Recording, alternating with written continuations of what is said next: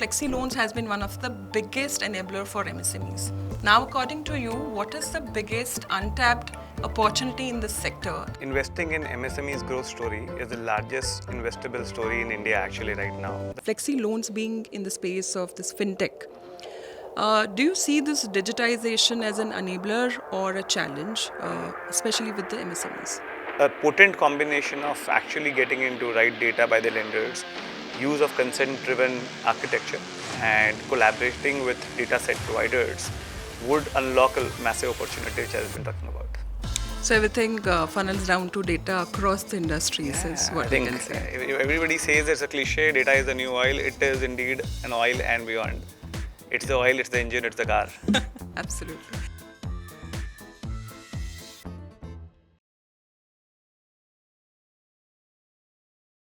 Hello everyone, welcome to our YouTube channel. We are back with yet another episode on MSME. As we all know, MSMEs play a pivotal role in India's growing economy, and they are one of the biggest contributor of employment in India.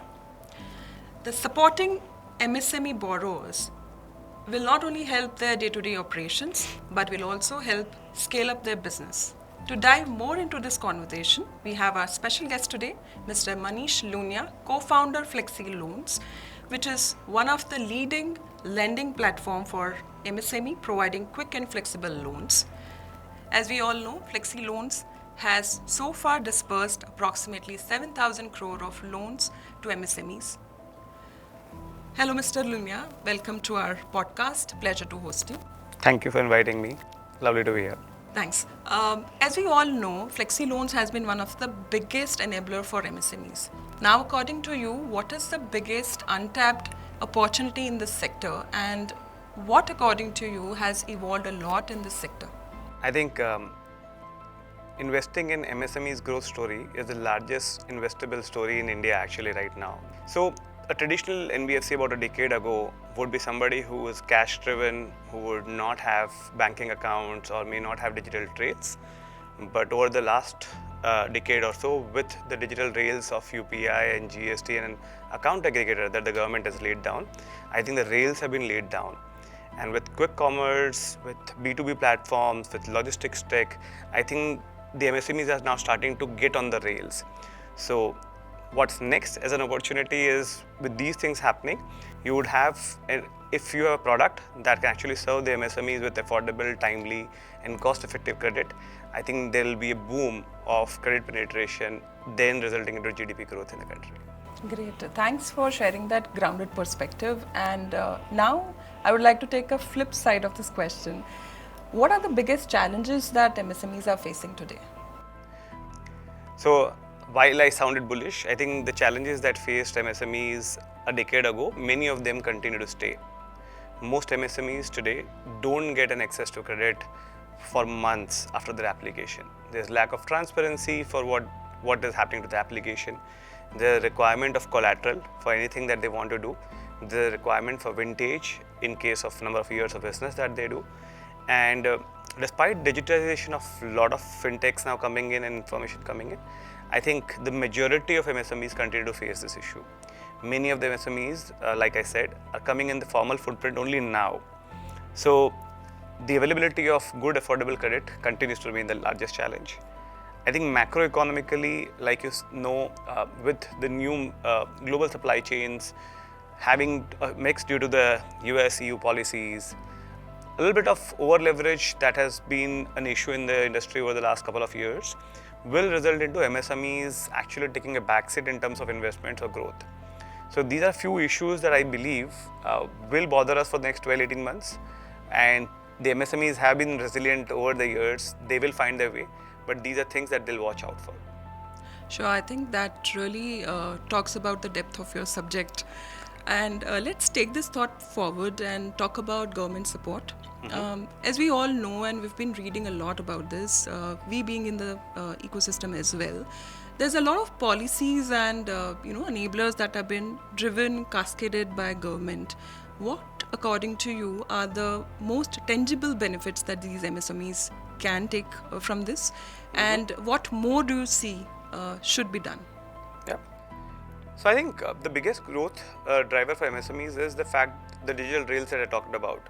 The fact that a GST-led MSME or a MSME that uses an UPI chain, or the fact that the MSME that's now come on the account aggregator chain or a e-commerce platform is now discoverable for credit is a very large win. I think MSMEs are encouraged to actually have most of the transactions via a banking system, maintain hygiene in terms of the credit behavior, and that using these digital rails they can unclog the credit supply which was not available to them. Part 1.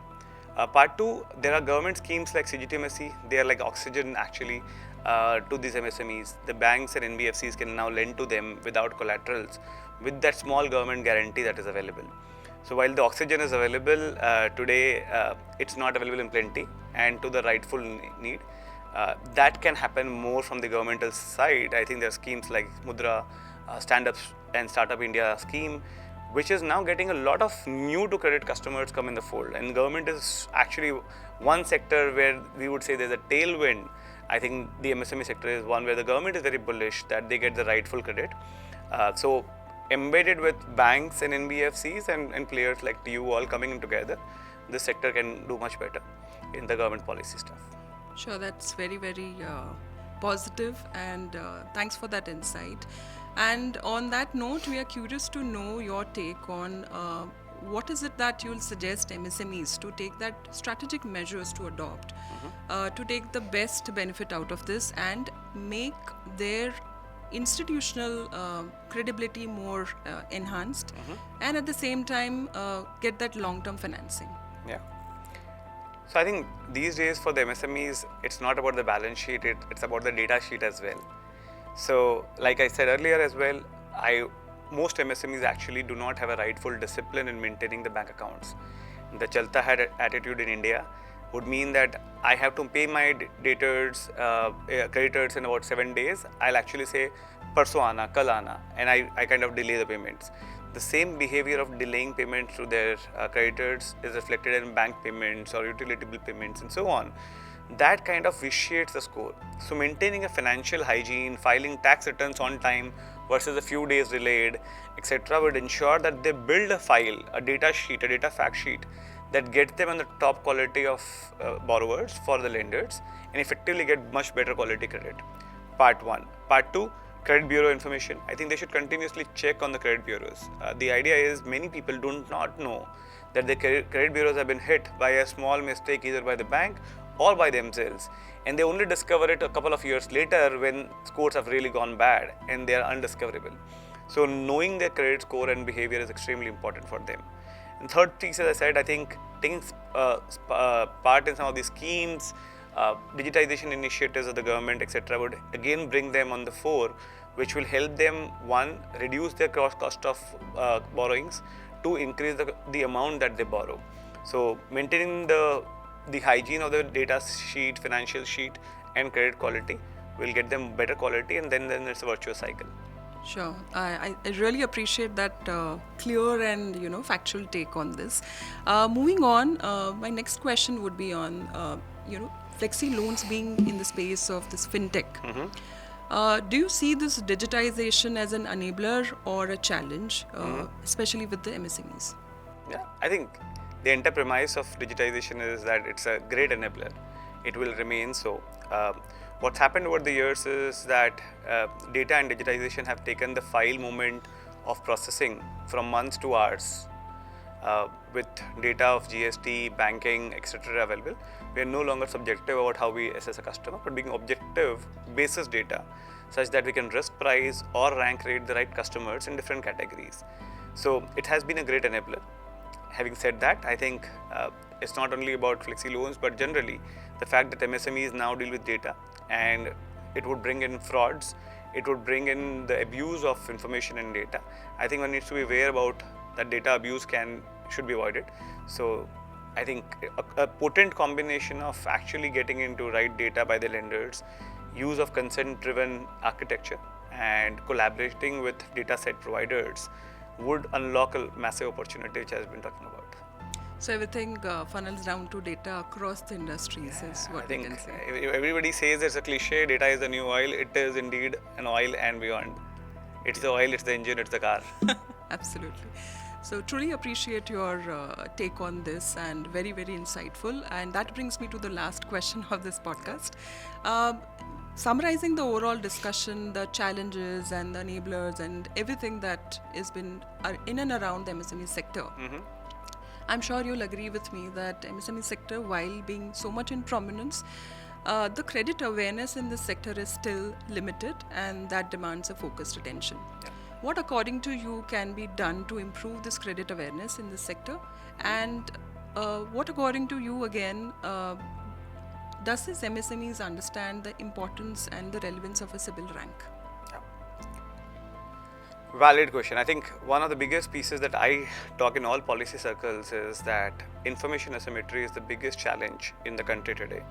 Most MSMEs, despite knowing that a TransUnion CIBIL or a credit score exists, don't really pay heed to it, don't understand where to source it from, how to keep it sane and right. So it is very important that all governmental setups, all lending setups, all financial services providers actually make concerted efforts to kind of make customers aware on how their behavior on a financial discipline setup impacts the score, and how that does it further impact the quality of life and borrowings, etc. So it's very, very important that data goes around. It's not happening today, and there are times I am part of an association called Unified FinTech Forum, where we've ensured that we kind of, and it's a digital lending platforms aggregation coming together, and we've ensured that we do communication to the stakeholders, be it MSME or otherwise, to ensure that we explain the use and merits of being good, importance of fraud, and so on and so forth. So CIBIL score or a credit score effectively is very important for MSMEs. They don't really know about the MSME rank as much, but if they know about it and they manage it well, the benefits of interest rate, the size of loans can be huge.